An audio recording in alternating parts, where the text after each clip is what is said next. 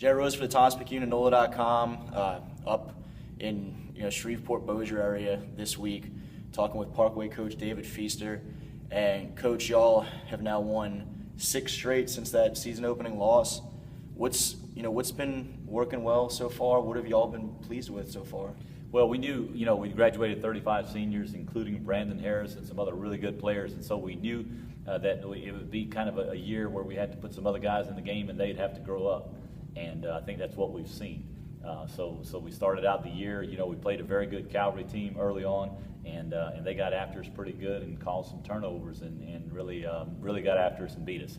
And so since then we've been kind of improving and playing well. I think getting a little bit better every week.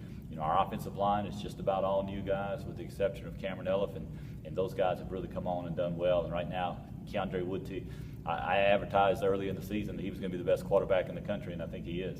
And he, when he's got time to throw the ball, there's nobody that can deliver it like him, and he does a great job of pulling it down and running it when he needs to too. So we've been kind of explosive on offense, and our defense I think is better this year than it was last year. I think we've got guys all over the field on defense that run to the football, that tackle well, and our pass coverage has been great too.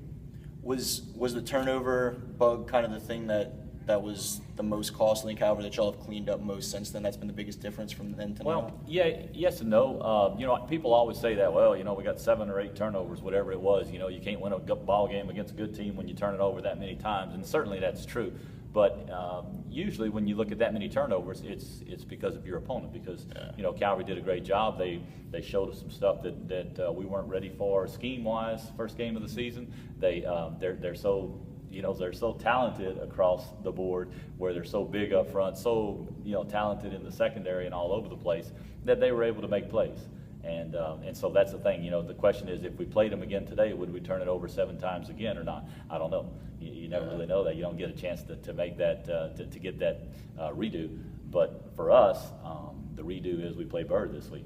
Yeah. And so preparing for Byrd, knowing that Byrd beat Calvary, knowing that Byrd has a tremendous defense and a tremendous offense and special teams are off the charts, then that's a great challenge for us, and that's where we measure ourselves next.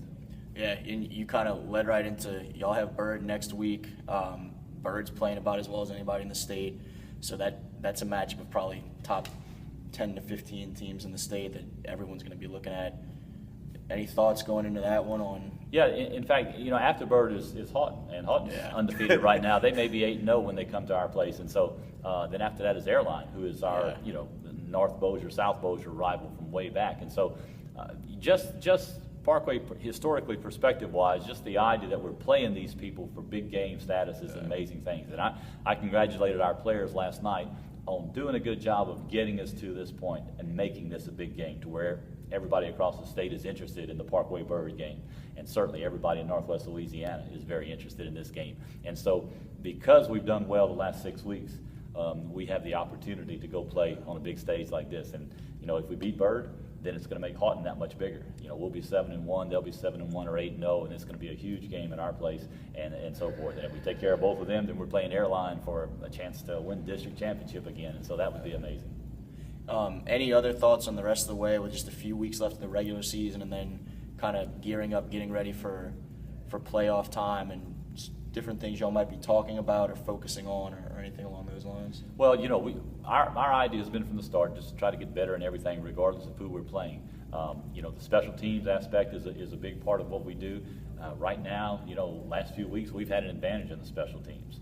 We're going up against Byrd this week and Houghton next week. Both of those teams have beat people consistently by running back kicks and blocking kicks and being real sound on special teams and so forth. So that's kind of a main emphasis of ours, again, to see how good we can get at special teams. We know we have the potential to move the ball, especially if we can block them up front. We know we have the potential to stop people, especially if we can get them in a long yardage situation and make them throw it. The question is, can we get it all done? What kind of a crowd is it going to be? Can our crowd compete with Byrd's?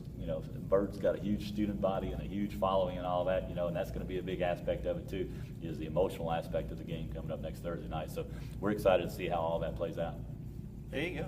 Coach Feaster up at Parkway High School. Panthers having another strong season. And for NOLA.com, Jared Rose.